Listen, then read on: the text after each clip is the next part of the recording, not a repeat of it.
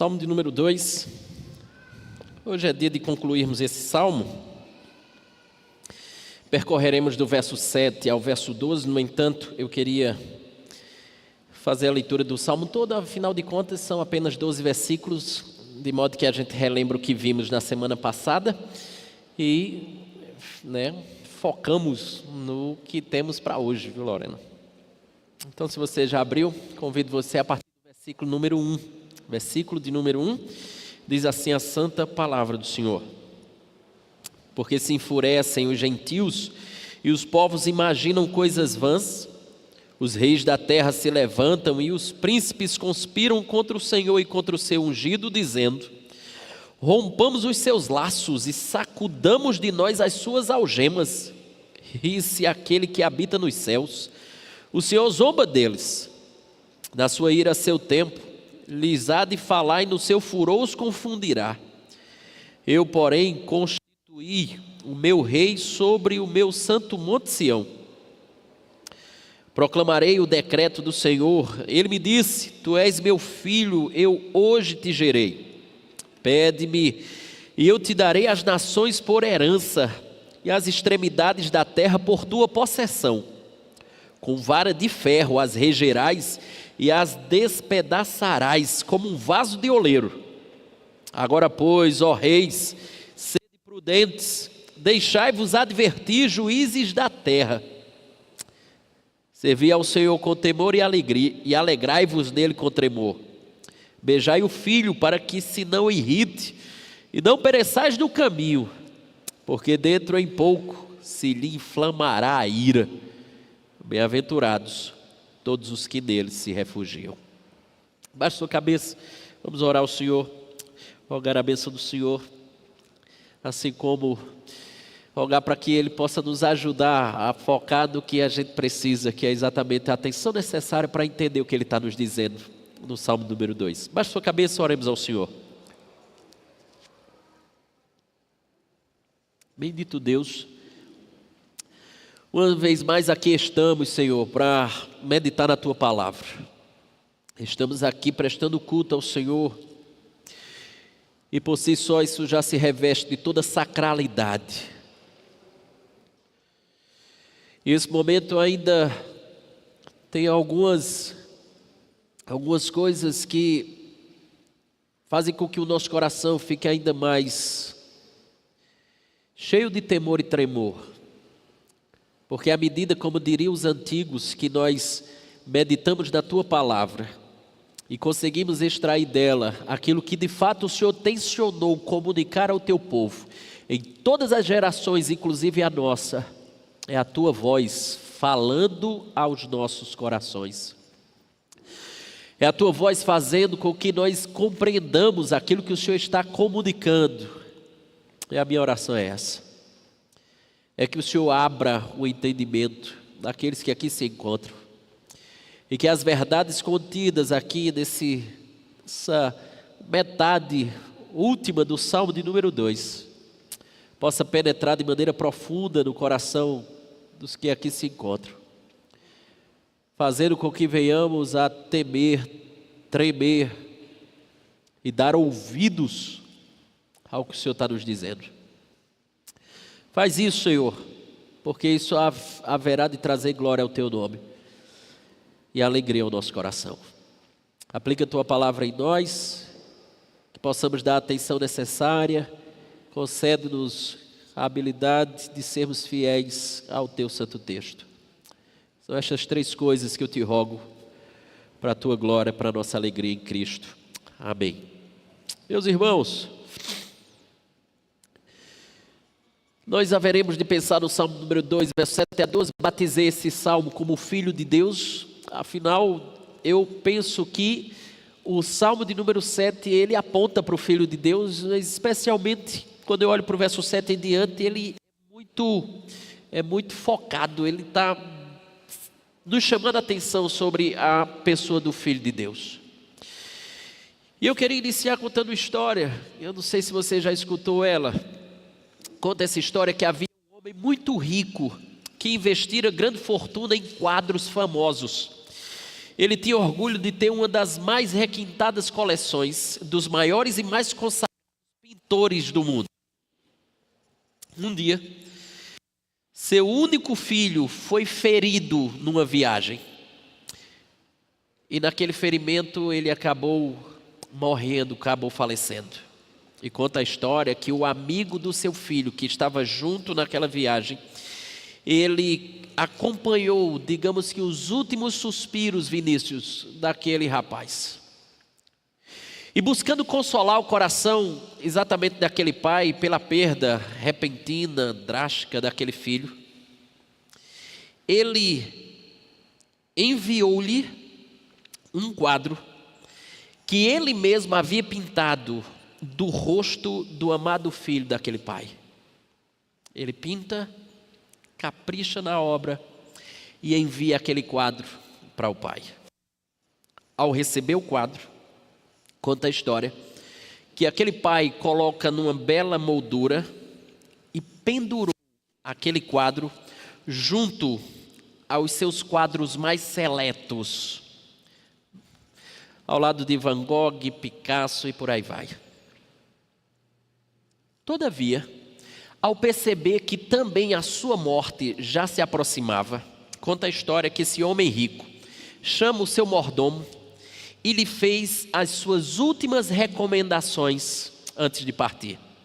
E disse ele: eu determino a você que os quadros que aqui se encontram, eles sejam leiloados e que o dinheiro arrecadado você possa entregar para uma instituição filantrópica ou para várias delas. Talvez para várias seja mais interessante, mas faça isso. Pegue todos esses quadros, leiloe. Certamente teremos um bom dinheiro e você distribui ou foque naquela associação, naquela instituição filantrópica que esteja mais precisando e que seja de extrema confiança. No dia determinado, aquele homem de fato falece, mas no dia determinado, o leilão aconteceu. Para surpresa de todos, o mordomo começou leiloando o quadro do filho. Aquele quadro que o amigo pintou, enquanto olhava os últimos suspiros daquele rapaz. Ninguém demonstrou muito interesse naquela obra, pois ele não tinha nenhum atrativo, nem qualquer valor artístico. Alguém, porém, resolveu fazer uma oferta por aquele quadro desprezado e comprou aquele quadro. Conta a história que, para maior surpresa, tananã, está todo mundo aguardando qual é a maior surpresa. Eu vou contar só no fim para você deixar de ser curioso, porque eu acho que vai ter tudo a ver com o que a gente vai pensar. Combinado? Vamos assim fazer? Aí você não vai embora, porque quer escutar pelo menos o fim da história. Não posso, vou ficar. Então vamos lá. Me lembra, tá? É engraçado, porque certa vez eu fiz isso, aí depois eu me esqueci de contar o fechamento da história. Isso foi lá em Santa Cruz, Capibari. Aí uma irmã que estava sentada na frente assim: pastor, e o fim da história? Eu disse: muito bem, irmã. Era para testar se vocês estavam prestando atenção no sermão. Que nada, ainda menti em púlpito. Jesus. A surpresa eu conto no fim. Meus irmãos, eu batizei, como já disse, como filho de Deus. E o primeiro ponto que eu quero chamar a sua atenção é esse aqui, ó. O primeiro ponto da nossa meditação da noite, baseado no verso 7 a 9, é exatamente isso, 7 a 9. O nosso autor fala sobre o filho. Presta atenção. Verso número 7 diz assim: proclamarei o decreto do Senhor. Ele me disse: tu és meu filho, eu hoje te gerei. Este decreto aqui que você está vendo, verso número 7, ele conflita, se você percebeu, ele conflita diretamente com as estratégias que os homens estavam aqui fomentando, tanto contra Deus como contra o seu ungido, que era exatamente a pessoa do rei aqui.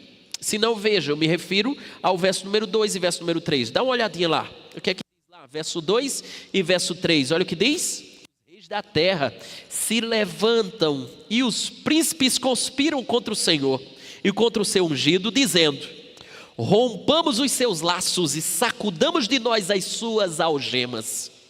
Portanto, o verso número 7, você tem um decreto que está contrastando com o que diz o verso número 2 e verso número 3.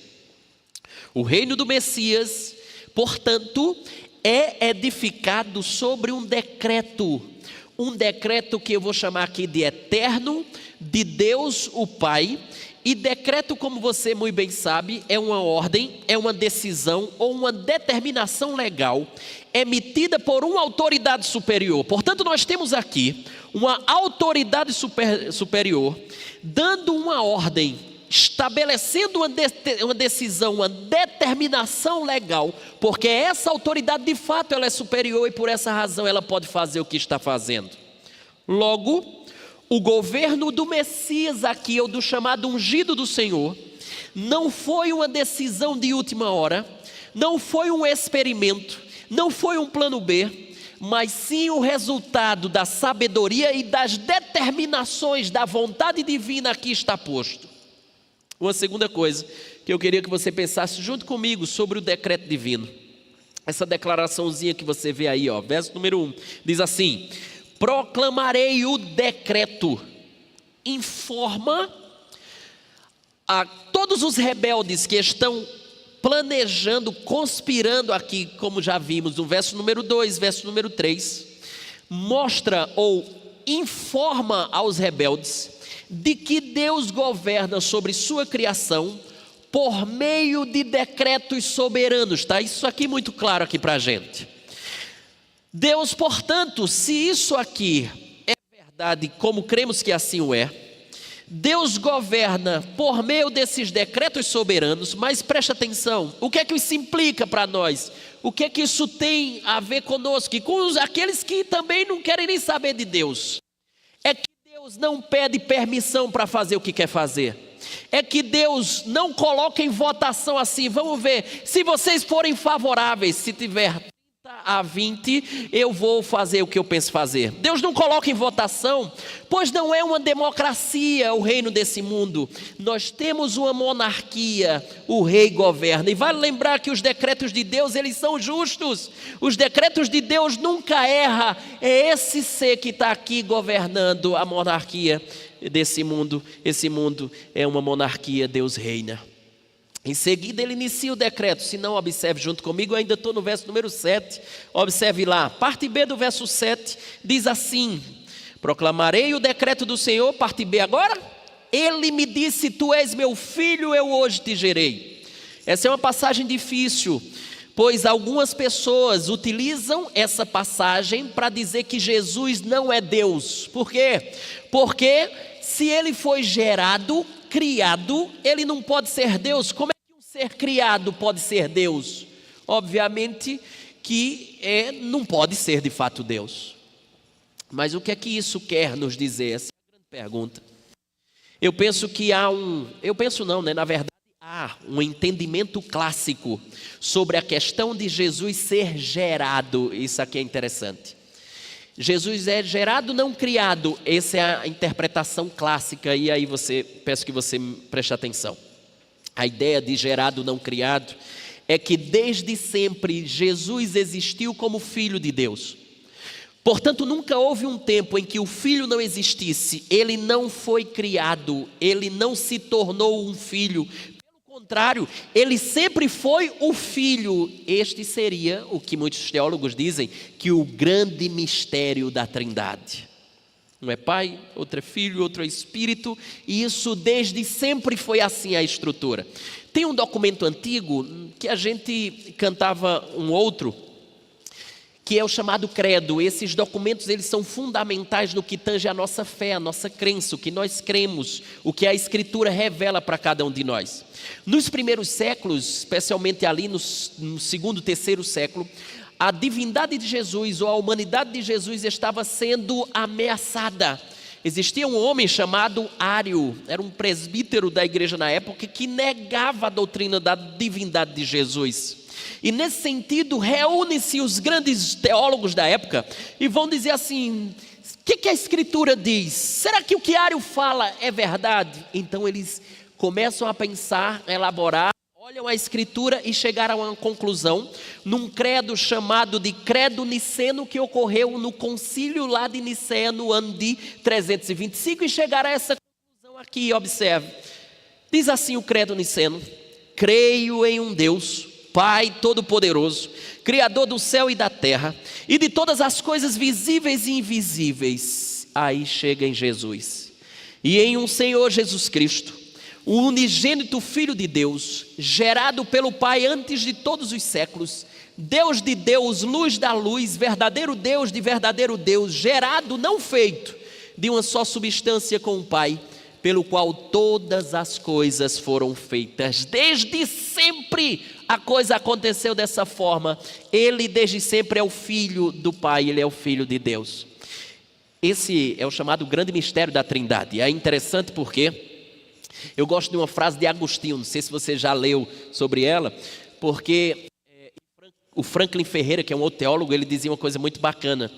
Ele dizia assim: quando as nossas mentes não conseguirem alcançar aquilo que Deus revela de si mesmo, é porque chegou o momento de você reconhecer, Luana, as suas limitações. Cá para nós, você e eu não somos Deus. Então chega um momento em que a sua cachola, chamada cérebro, não vai mais. Chegou no teto, não alcança mais. Aí o Franklin Ferreira diz assim: nesse momento é só adoração. Reconheça a sua limitação. E o fato de você determinadas coisas de verdade não compreender, isso não anula o nosso chamado a compreender as coisas de Deus. E é por isso que a gente está aqui, ó. E é por isso que a gente passa pensando, quebrando a cabeça, tentando entender o que é que Paulo disse, o que é que João disse, o que é que Pedro disse, o que Davi disse no Salmo de número 2, e a gente vai. Mas chega um momento que a gente sabe muito bem que nós somos finitos tentando entender o infinito, que nós somos limitados tentando entender o ilimitado, que nós somos criaturas tentando entender o Criador. E Agostinho tem uma frase muito bacana. Agostinho disse assim, ó, opa, virou cinema. Agostinho diz assim, vê se vai aí. Eu passo aqui. Vamos lá. Olha o que Agostinho disse. Eu gosto dessa frase. Ele diz assim, ó: tente entender a Trindade e perderá sua cabeça. Tente negá-la e perderá sua alma. Ele está dizendo assim, é complexo. Você vai perder a cabeça. Mas o fato de você não compreendê-la de maneira exaustiva, não negue-a. Porque essa é uma doutrina central da fé cristã, você perde a alma. Que Jesus é Deus, não há dúvidas. João capítulo número 1, verso 1, lembra a famosa passagem de João 1? No princípio era o verbo, e o verbo estava com Deus, e o verbo era Deus. O verbo era Deus. Você lê nos evangelhos Jesus curando enfermos, Jesus ressuscitando morto de mais de 4 dias, Jesus perdoando pecados, e os escribas e fariseus ficavam tiriricas da vida, revoltados com Jesus. Por quê? Porque só Deus é capaz de perdoar pecados, só Deus é capaz de ressuscitar mortos, só Deus é capaz de fazer coisas miraculosas. Pois é, Jesus fazia. Conclusão óbvia, que não foi tão óbvia para eles: Jesus era Deus, Ele era Deus. Segundo entendimento, a gente falou do primeiro, tá? Mas um segundo entendimento dessa expressão, dessa parte: Ele me disse, tu és meu filho, eu hoje te gerei.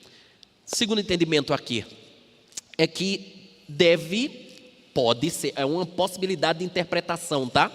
Pode ser que aqui esteja se referindo ao nascimento humano de Jesus. Então Deus está dizendo assim: eu hoje te gerei. No dia em que Jesus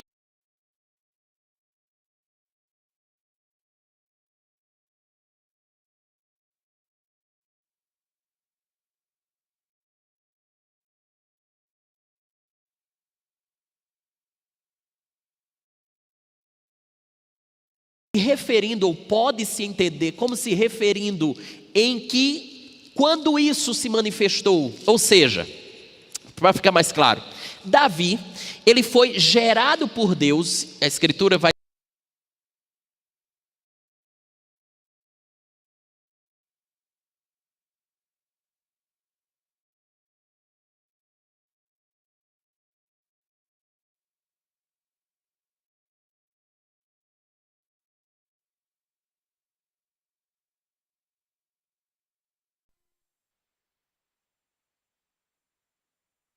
por Deus, porque foi manifesto para as pessoas. Ou poderia ser quando João Batista avistou Jesus assim diante dos seus olhos e disse assim: eis o Cordeiro de Deus que tira o pecado do mundo. Ali ele foi manifesto para as pessoas. Mas também poderia ter sido no dia do seu batismo. Lembra o que aconteceu no batismo? João batiza Jesus e uma voz do céu diz: esse é meu filho amado em quem me comprazo. Então poderia ser também uma dessas coisas em que o texto aqui está se referindo. Ou momentos em que Jesus demonstrou do seu poder. Esse entendimento seria, então, que ele foi gerado quando se tornou notório que ele realmente governava sobre coisas ingovernáveis, como ressuscitar mortos, como curar cegos, como curar coxos, como ressuscitar mortos. Eu já falei. Não implica, portanto, que ele então começou a ser filho de Deus, mas que a sua existência então se fez manifesta ao mundo. E um texto que me ajuda nesse entendimento seria esse, João capítulo 1, verso número 14, que diz: e vimos sua glória, glória como do unigênito do Pai, como filho do Pai. Vimos, constatamos, porque ele foi gerado pelo Deus eterno. Quarta possibilidade é que teria sido essa expressão aplicada na ressurreição de Jesus, e talvez seja menos provável de bate-pronto, mas eu quero lhe convencer que seja mais, porque a gente tem um fator aqui crucial para dizer que é ela. Veja, a gente tem um rapaz chamado Paulo.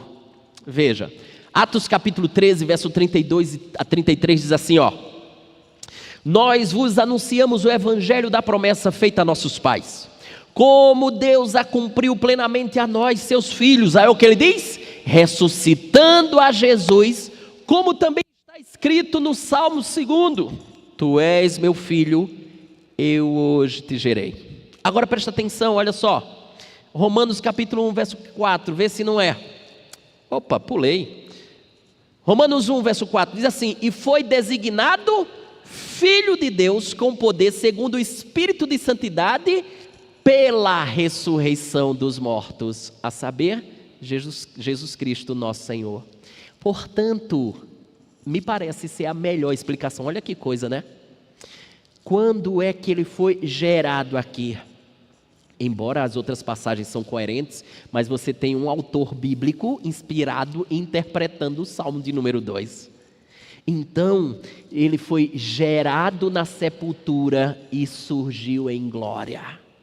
Mas eu acho que todas as outras coisas a gente também pode aplicar ao texto, de que de fato, ele foi desde sempre o Filho de Deus, de que ele, lembre, pode ter ali demonstrado no seu nascimento, ou também que ele foi manifestado nos grandes atos, ou quando o próprio Pai o reconheceu, mas no cerne, quando Jesus ressurgiu, ali deixa muito claro quem ele era, que o Pai o gerou, como diz o verso número 7, tu és meu filho, pelo poder do Pai, ele ressuscita. Salta comigo para o verso 8, a coisa começa a ficar ainda mais preciosa, porque lembre, você e eu estamos estudando aqui, entendendo, pensando sobre Davi, mais uma história que está sendo apontada no futuro, é sobre alguém do futuro, e a gente vai adentrar mais a priori nele. Verso de número 8, me diga, venha comigo, olha o que diz: pede-me e eu te darei as nações por herança e as extremidades da terra por tua possessão. Meus irmãos, era costume entre grandes reis dar a favorecidos aquilo que aquelas pessoas pediam. O significado mais óbvio então aqui é que o pai não negará absolutamente nada ao seu filho. Davi, como sabemos, depois de ter alcançado marcantes vitórias, ele reinou sobre uma vasta extensão territorial, de modo que muitas nações lhe serviram, lhe serviu, lhe deram tributos. Mas escute, o que aqui se acha expresso não se cumpriu nele, na pessoa de Davi. Se compararmos o reino de Davi com os outros reinos, com outras monarquias, você, tanto quanto eu, vai ficar sabendo que ele, Davi, esteve confinado dentro de limites muito pequenos comparado a outros. Portanto, eu entendo que esse salmo ele vai além de Davi, porque não se cumpre totalmente com Davi. Ele apontava para uma outra pessoa. Deixa eu lhe mostrar para quem. A gente já introduziu. Filipenses capítulo 2, verso 9, diz assim a 11. Me acompanhe, preste bem atenção no que o texto diz. Ele diz assim, pelo que também Deus o exaltou sobremaneira, e lhe deu o nome que está acima de todo nome. Todo nome, onde é que estão os nomes desse mundo? Em tudo que é lugar desse mundo. Tem nome aqui em Campinas, o meu é Val, que o seu é qual? Tem nome no Brasil, tem nomes das mais variadas, seja de pessoas ou de divindades, por onde quer que tenha terra nesse mundo. Veja, lhe deu o nome que está acima de todo nome. Mais um para aqui, o texto diz, verso 10, para que ao nome de Jesus se dobre todo o joelho, nos céus, na terra e debaixo da terra, e tudo que você imaginar que tenha terra, vai se dobrar todo o joelho. Verso 11, e toda língua, ou seja, onde é que tem língua? Aqui tem português, lá na China tem mandarim, nos Estados Unidos tem inglês, na Alemanha tem alemão, e todas as línguas que você possa imaginar, todas as línguas que estão em todas as terras, de todas as nações, haverão de confessar que Jesus Cristo é o Senhor, para a glória de Deus Pai, para a glória do Pai, para a glória do Pai. Então temos uma coisa muito clara aqui. Isto aqui mostra que o domínio do reinado do Messias será universal, embora somos congregacionais. Universal, de tudo que é lugar, de tudo que é nação. No entanto, deixa eu destacar uma outra coisa. À luz da palavra pede-me aqui, olha que preciosidade. Delicie-se com isso. Olha que coisa linda. Já dissemos que o Salmo, ele fala da investidura de Jesus ao ofício de rei. Ele reina sobre todas as nações. Ele há de governar. No entanto, olha que coisa linda isso aqui.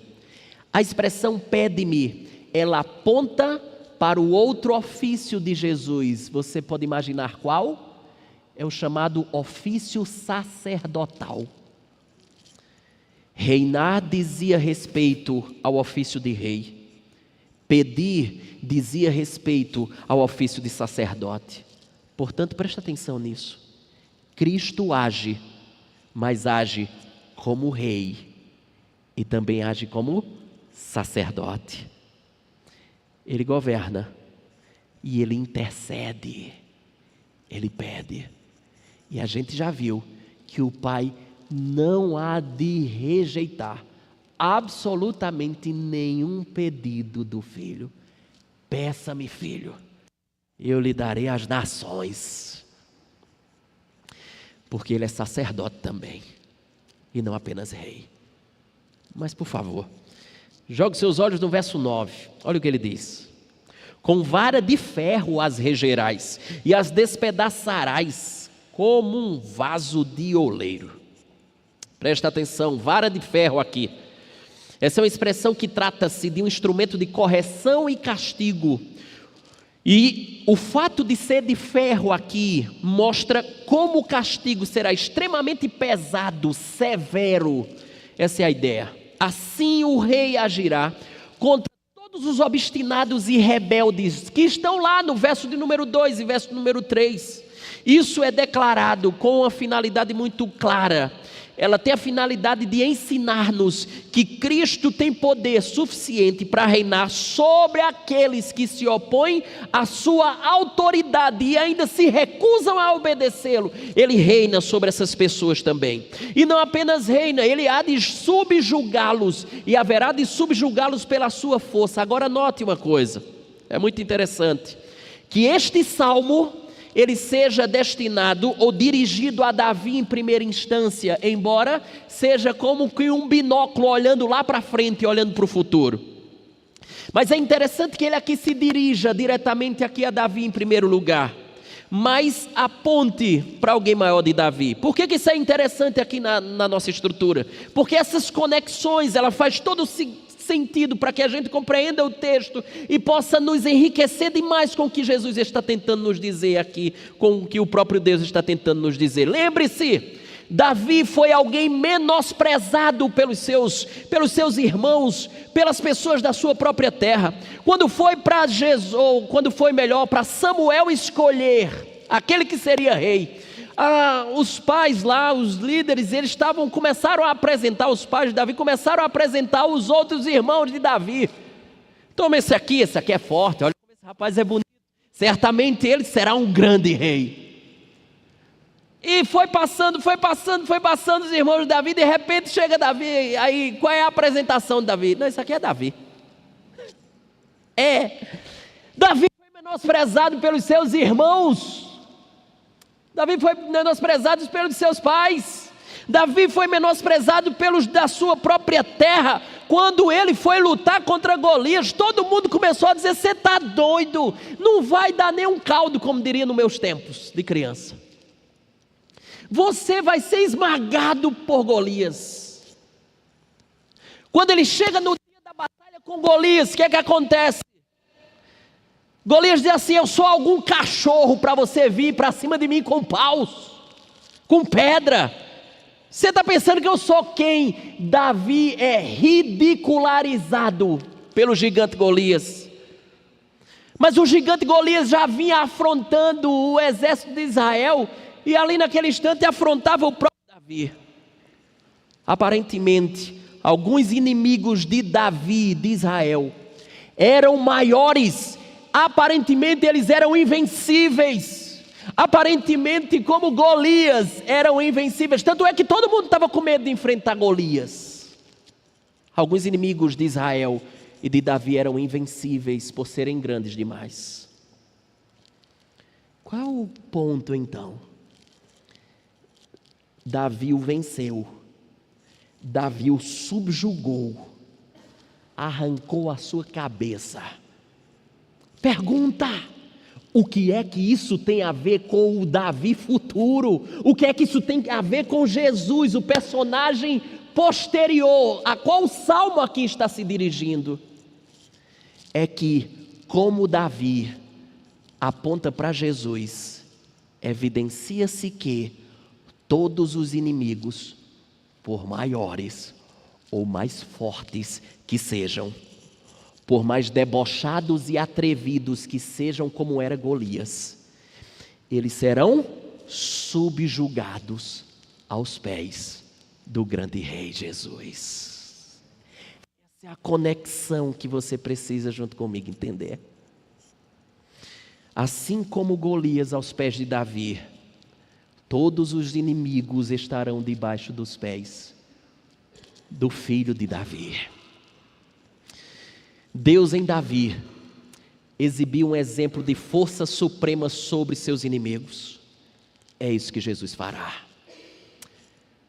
Veja como isso fica claro. Estou na parte B do verso 9. Olha o que diz: e as despedaçarás como um vaso de oleiro. Veja que o Senhor deu ao seu ungido, que é a pessoa aqui, né, que ele refere-se ao ungido, ele deu a vara de ferro, com a qual ele vai despedaçar, ou seja, ele fará em pedaços as nações que são tidas aqui como rebeldes. E estudiosos dizem que na antiguidade, antes, isso é muito interessante, isso aqui, os comentaristas falam isso e eu achei bacana de compartilhar com você.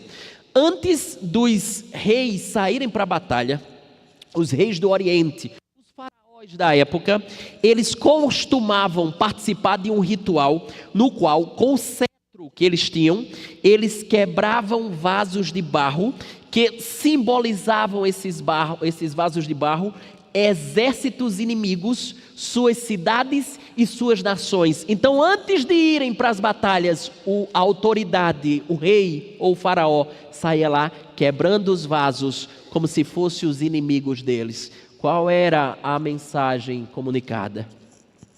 É que os inimigos devem ser destruídos. Cabia então ao exército seu cumprir os desejos destruidores do vosso rei. Agora presta atenção numa coisa. Olha, esse texto de Apocalipse, como começa a fazer sentido, e a escritura, ela começa a gente quando olha ela por completo, você começa a perceber como ela tem uma linha de raciocínio muito lógica. Gerhard von Groningen é um teólogo antigo, ele morreu recentemente. Ele diz que existe um cordão dourado por toda a escritura. Veja, Apocalipse capítulo 19 diz assim: sai da sua boca uma espada afiada, para com ela ferir as nações, e ele mesmo as regerá com cetro de ferro, e pessoalmente pisa o lagar do vinho do furor da ira do Deus Todo-Poderoso. Tem no seu manto e na sua coxa um nome escrito. Que manto ou que nome é esse? O nome é Rei dos Reis e Senhor dos Senhores. Qual a mensagem comunicada pelo Salmo de número 2, verso de número 9, quando ele diz: com vara de ferro as regerás e as despedaçarás como um vaso de oleiro? Simples, é que aqueles que não se dobram, eles serão quebrados. É que a ruína dos ímpios, ela é certa, terrível, completa e irrecuperável, assim como um vaso de barro quando ele é quebrado, é irrecuperável. Agora presta atenção, uma fala tão severa, ela sim tem o intuito de alarmar os inimigos de Cristo, e uma fala tão severa não é inconsciente, ou melhor, inconsistente com a bondade de Jesus. Ele é tido como pastor das ovelhas, ele é um cuidadoso e amoroso pastor de suas ovelhas, e obviamente que todo amoroso pastor de ovelhas, ele vai tratar severamente todo lobo que deseja destruir as ovelhas que ele tanto ama. Alguns teólogos inclusive dizem que isso se cumpriu em parte quando a nação dos judeus foi insistindo na sua inimizade e rejeição a Jesus. Ela foi destruída pelo poder romano, e eu acho que tem um pouco de sentido nisso aqui, porque existe uma profecia lá de Daniel, capítulo 2, verso 40, em que uma imagem ela é representada como alguns objetos, e por exemplo, os pés de ferro era representado exatamente pelo governo romano, pela interpretação posterior, e nesse sentido, em partes foi cumprida quando os pés de ferro, ele foi e amassou os inimigos de Cristo, a nação judaica, o exército romano. Em vez do julgamento imediato, presta atenção, diante de tudo isso, inimigos, conspiração, diante dessa realidade, Deus não poderia julgar logo, como não fez comigo e com você? Quantos de nós já fomos aversos a Deus, alheios a Deus, ou como alguns dizem, alienados de Deus? Por que Deus então não fulminou você quando vivia distante dele, quando vivia blasfemando contra ele, quando vivia rejeitando ele? Eu entendo que no lugar de trazer um julgamento imediato, como ele aqui não trouxe, o Senhor e o seu ungido oferecem uma oportunidade de arrependimento. E aqui eu passo para o nosso segundo ponto. O nosso segundo ponto, verso 10 a 11, é o Filho. Verso número 10 a 11, veja se ele não fala aqui do Filho. Diz assim, verso número 10: agora, pois, ó reis, sede prudentes, deixai-vos advertir, juízes da terra.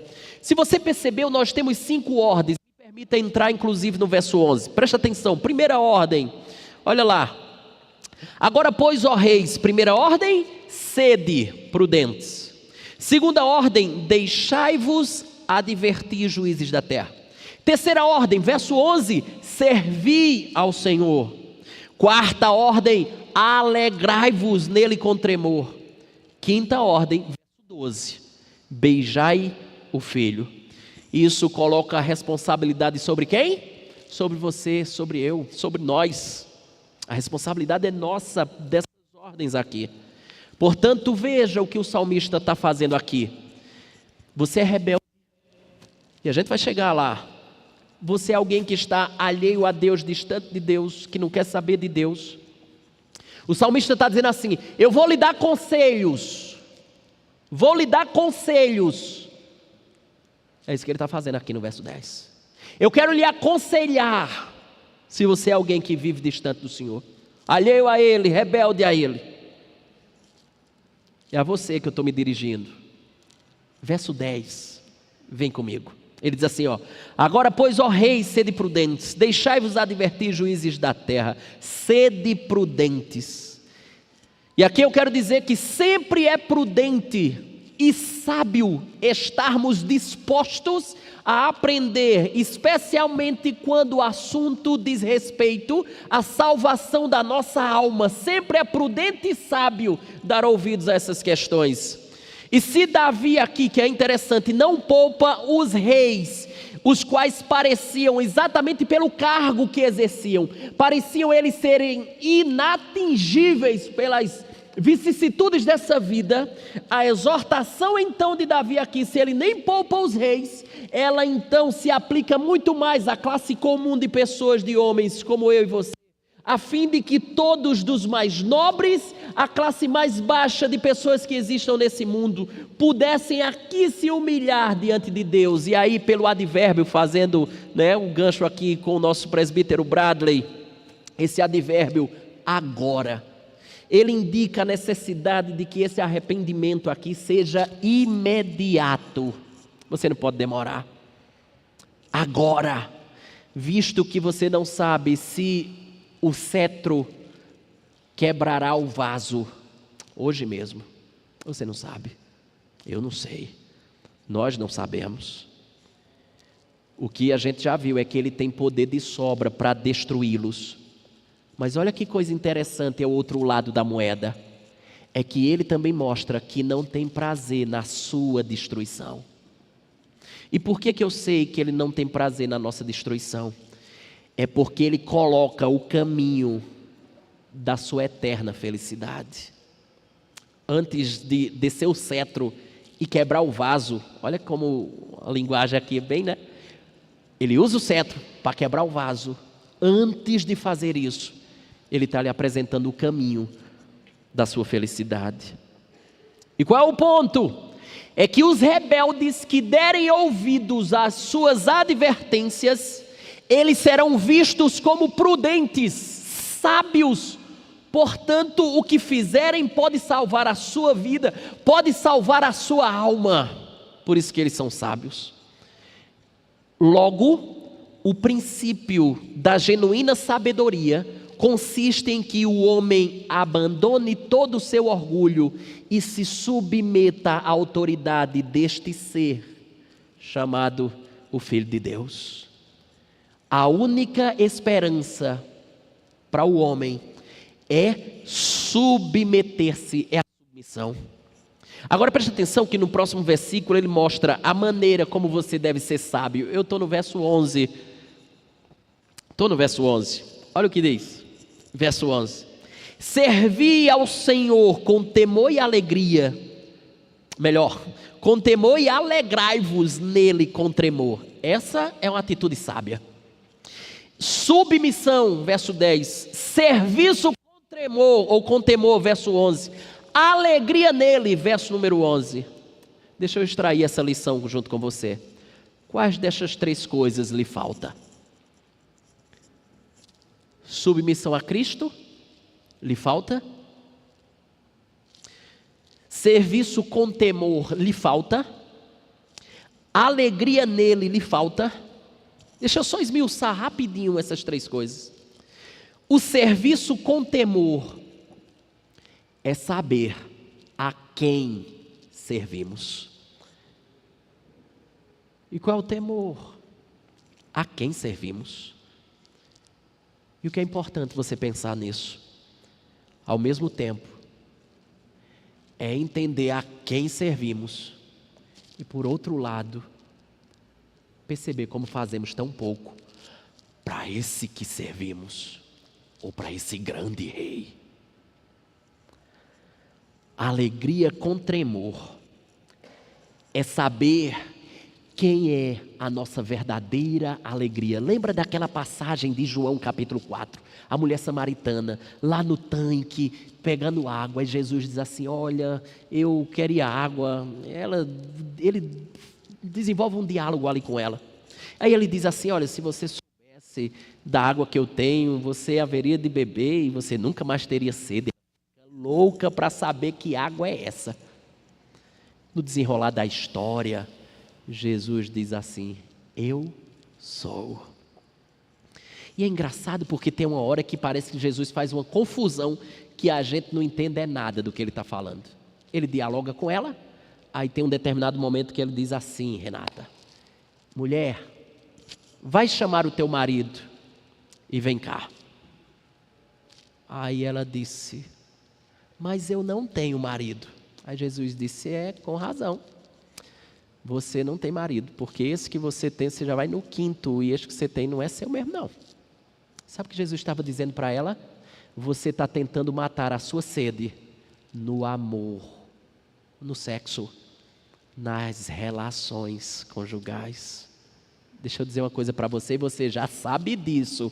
Era Jesus dizendo para ela. Você tentou um, você viu? Nem deu certo. Tentou um segundo e agora vai, não matou a sede. Tentou um terceiro agora, também não. Tentou um quarto, mulher, tu já vai no quinto. Não está vendo que não dá certo? Quando você pega coisas desse mundo e coloca como que elas fossem satisfazê-lo de maneira completa, você está no caminho errado. Porque só existe um que te satisfaz de maneira completa. E Jesus disse que era Ele. Só Ele. Você vai tentar 1, 2, 3, 4, 5 no amor. Você vai tentar 1, 2, 3, 4, 5 no dinheiro. Você vai tentar 1, 2, 3, 4, 5 no poder. E você vai tentar 5, 10, 1000, 1 milhão. E no fim, vai perceber que nenhuma delas satisfaz de maneira completa. É como diria o Richard Sibbes, ele dizia que as coisas desse mundo são como água salgada. Elas simplesmente aumentam a sede, mas não satisfazem. É exatamente isso. A alegria com tremor é saber quem é a nossa alegria. Quem é a nossa alegria? Nossa alegria é Deus. Nossa alegria é Cristo. Mas presta atenção, é duro perceber como nós depositamos a alegria em tantas outras coisas. Quando lhe falta dinheiro, você está arrasado, quando na verdade você tem tudo. Quando você não alcançou o tão sonhado curso que teve, ou que queria, ou o emprego que sonhava, o concurso você não conseguiu passar, você está arrasado. Você tem tudo que você precisa. Seu tudo é Cristo. Seu tudo é Jesus. Mas é triste quando meramente nós depositamos a alegria em tantas outras coisas, sem perceber que a nossa real alegria está em Deus. E aqui eu também queria me posicionar, trazer uma bela lição aos que acham ou se acham investidos de autoridade, seja ocupando judiciário, legislativo, executivo, seja que função for. A lição é essa, é que vocês exerçam vossa função com o entendimento de estar servindo ao Senhor. Os governantes terrenos só podem achar bênção para si e seus súditos quando eles se submetem ao serviço de Cristo. A função que eles ocupam, como nós vimos hoje com o nosso presbítero Edgar na nossa escola bíblica dominical, deve ser exatamente o entendimento de que estamos servindo a Cristo, servindo a Deus. Terceira lição. As nossas vidas, elas devem ser caracterizadas muito mais pelo temor que pela arrogância. Perceba, verso de número 11 diz assim: servi com temor, alegrai-vos nele com tremor. Temor, tremor, temor, tremor, temor, tremor. Essa é a característica da nossa vida. Jamais arrogância, jamais prepotência. Por quê? Porque nós temos aquilo que precisamos nele e por isso que vivemos de maneira temerosa. Por fim, eu penso que essa mistura de se alegrar com tremor, como ele fala aqui, me faz pensar, eu não sei em você, mas me faz pensar nas emoções de servir a tão grande rei. Eu não sei se você já se pegou assim, eu já me peguei várias vezes, já se pegou emocionado ou grato a Deus, em servir a Ele com dons ou com bens que Ele tenha lhe dado. Essa mistura de alegria com tremor, emoção misturada com serviço. Muito obrigado pela honra indescritível de servir a tão grande rei, e isso toca as minhas emoções. Mas cá para nós, é isso mesmo que acontece com você quando você o serve, ou quando você é chamado para servi-lo, se torna um peso para você. Terceiro e último ponto dessa noite, verso de número 12, o nosso terceiro ponto, é que o salmista fala aqui sobre o filho. Veja verso 12, olha o que diz: beijai o filho, para que se não irrite, e não pereçais no caminho, porque dentro em pouco se lhe inflamará a ira. Bem-aventurados todos os que nele se refugiam. Beijai o filho para que se não irrite e não pereçais no caminho. Veja, ele é claro aqui. Há um risco grande, enorme de você perecer no caminho que você está trilhando. Qual é a solução para você não perecer no caminho que você está trilhando? Só existe uma solução para isso. É você beijar o filho. É você beijar o filho. É engraçado porque no mundo antigo isso para a gente não faz muito sentido. Mas no mundo antigo, os vassalos, eles demonstravam submissão a seu rei, beijando a mão ou beijando a face. Portanto, quando ele trata aqui de beijo, ele está tratando do beijo de submissão e total respeito ao rei. É mais ou menos isso que ele está dizendo. Não sei se é a sua tradução, mas algumas traduções vêm assim, ó: beijai seus pés. Porque também no Oriente Médio, beijar os pés significava um ato de respeito, reverência e auto-humilhação. Submissão, respeito, auto-humilhação, serviço ao rei. Demonstra assim nossa obediência a ele. E essa é a maneira que nós o honramos. Volto a dizer: submissão, respeito, auto-humilhação, serviço. Essa é a forma que eu e você demonstramos honra ao nosso rei. Agora presta atenção no que João aqui fala. João capítulo 5, verso 23 diz assim, ó: a fim de que todos honrem o filho do modo, porque honra o pai. Quem não honra o filho, não honra o pai que o enviou. O que João está dizendo é que Deus é defraudado de sua honra caso ele não seja servido em Cristo, na pessoa do seu filho. Agora preste atenção, porque o verbo aqui no imperativo, beijai, costumava expressar também a honra que os súditos costumavam render aos seus soberanos. E aqui eu gostaria de destacar uma coisa, algo muito interessante na tradução. Joga os seus olhos no verso 12. A expressão filho aí, não tem? A sua tradução está filho? A minha está. Filho. Olha a surpresa. É, no entanto, muito duvidosa aqui. Olha a interrogação na sua cabeça. A tradução é muito duvidosa, apesar de fazer sentido, uma vez que no verso 7, o salmista falou de filho aqui. Eu já estou caminhando por fim. Foca nisso aqui, presta atenção. Faz todo sentido que seja filho, de fato. Mas, olha que coisa interessante. A tradução aqui da palavra filho pode também significar a palavra puro ou pureza. Logo, a frase significaria ou ficaria mais ou menos uma ordem no sentido de beije-o sinceramente, ou prestem homenagem verdadeira. Beije-o de maneira pura. Eu penso que essa parece ser a melhor solução para a tradução aqui, mas observe. Juntando tudo, poderia ficar exatamente assim. Olha que coisa linda. Beijem sinceramente o filho.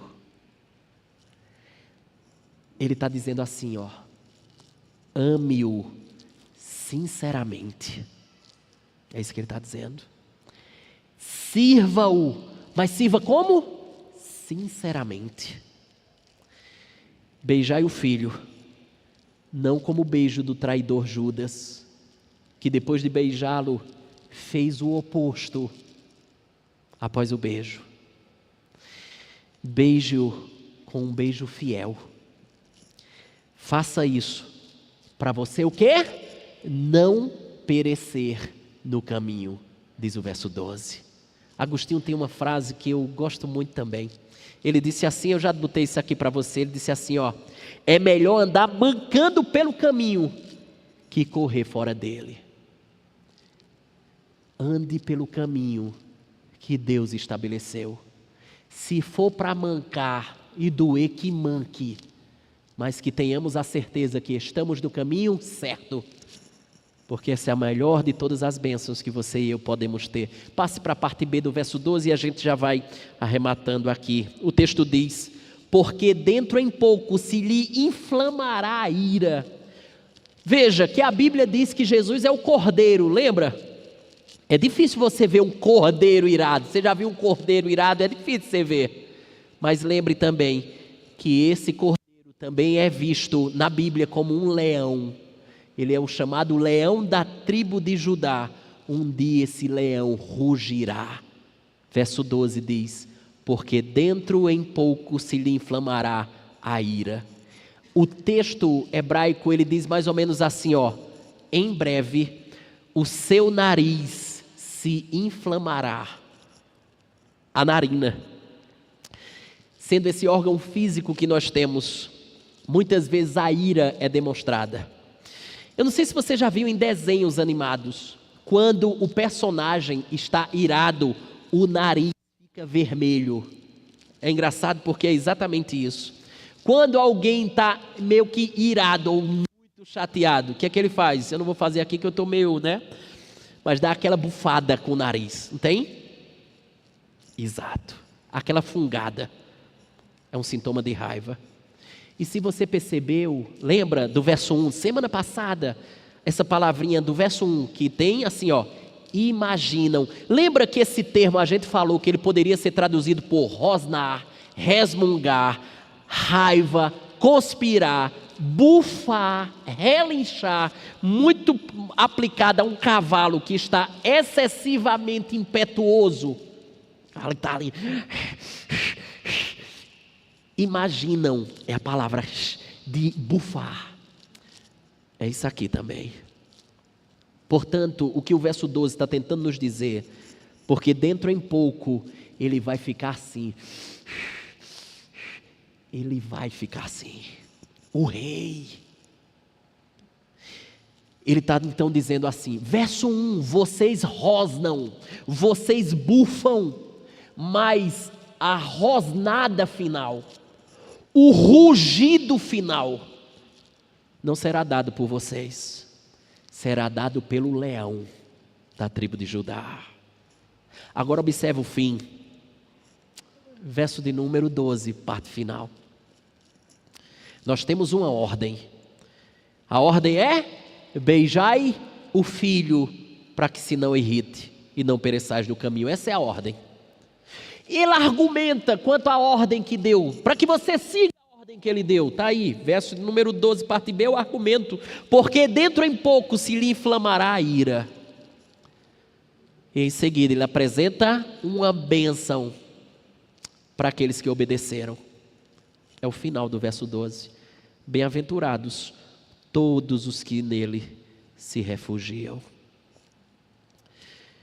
Esta é a bênção com a qual o Salmo finda. A nossa fé, como alguém já disse, ela pode ser fraca como o fio da teia da aranha. Mas se essa fé for real, isso aqui se aplica a mim e a você. Bem-aventurados. Por quê? Por que você é bem-aventurado? Porque você, eu, nós que beijamos o Filho, nos submetemos ao Filho, denotamos respeito e apreço pelo Filho, nós somos protegidos pelo Rei, porque o Filho é o único refúgio para ser protegido no dia que o leão rosnar, ou no dia que o leão rosnará. Veja que o primeiro salmo, salmo de número 1, ele começou com essa bênção, bem-aventurados. E esse segundo salmo termina com a mesma nota de segurança. Qual é a nota de segurança? Que bem-aventurados somos quando nós beijamos o Filho. Deixa eu concluir com, lembra? A historinha do início. Deixa eu lembrar você da história. O colecionador de quadros famosos, ele tinha um único filho, foi ferido na viagem, morreu na viagem. O amigo de seu filho, que estava com ele nos seus últimos suspiros, momentos de vida,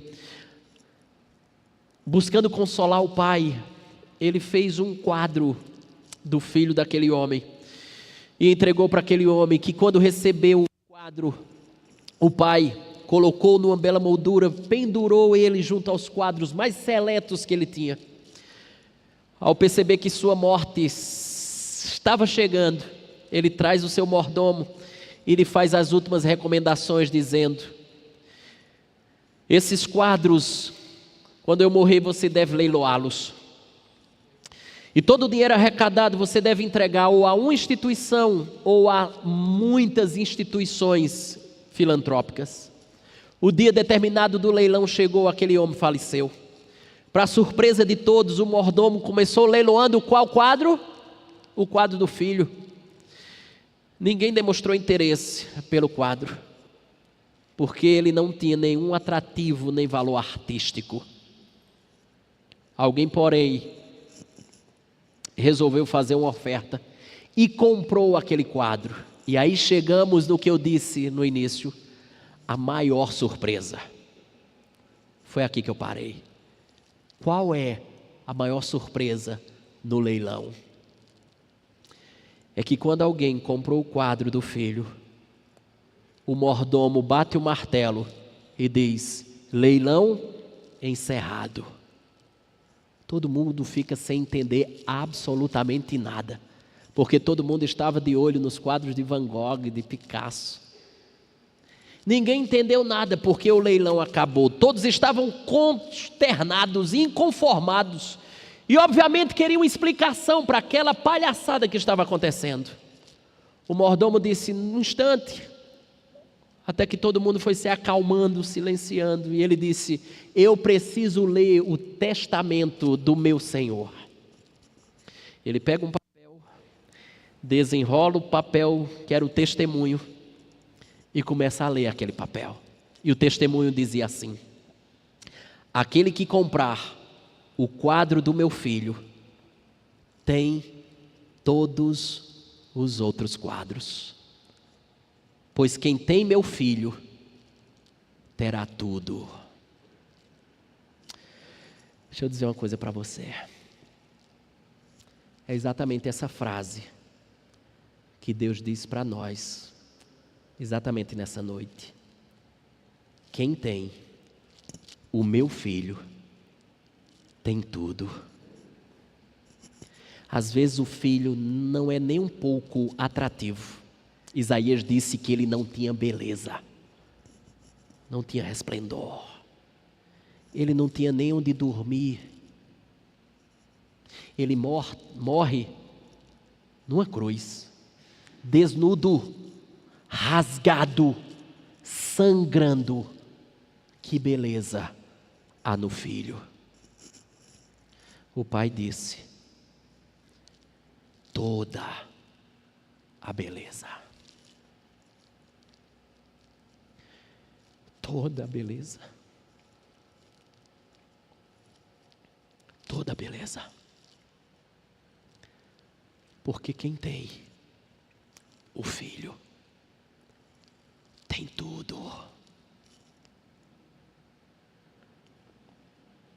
Eu não sei se você notou e achou inclusive que eu errei, mas eu dividi meus 3 sermões em 3 pontos, lembra? Ponto 1, o Filho. Ponto 2, lembra qual foi? O Filho. Ponto 3, sabe qual era? O Filho. Porque tudo gira em torno do Filho de Deus. É sobre Ele. Tudo nele. Nada fora dele. Baixa a cabeça. Vamos orar. Deus bendito.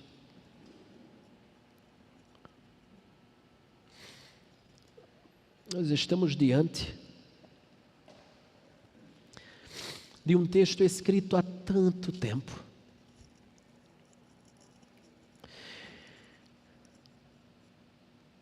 De um texto revestido de muita singularidade.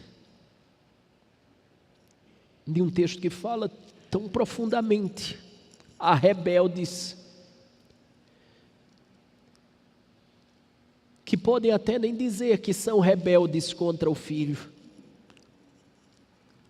mas que surpreendentemente os seus atos são o contrário do que o Filho estabelece. Sem perceber, tais pessoas, elas agem como Judas, beija o Filho, mas faz tudo contrário ao que o Filho disse. Deus bendito, tem misericórdia dos rebeldes, tem misericórdia daqueles que ainda não beijaram o Filho, que ainda não se submeteram ao Filho.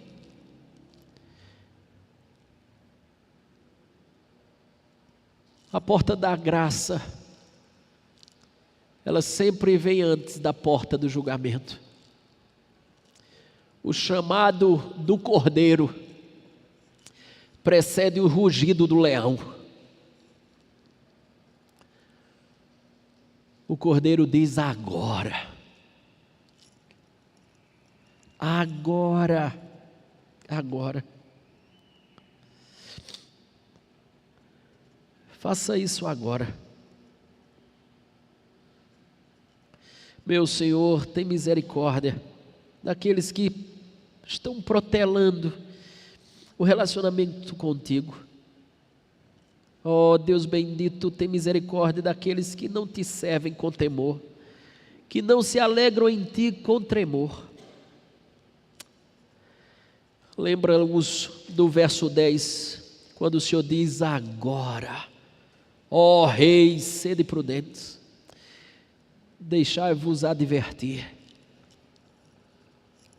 Abraça o Filho, beije o Filho, ame sinceramente o Filho, sirva o Filho, viva para o Filho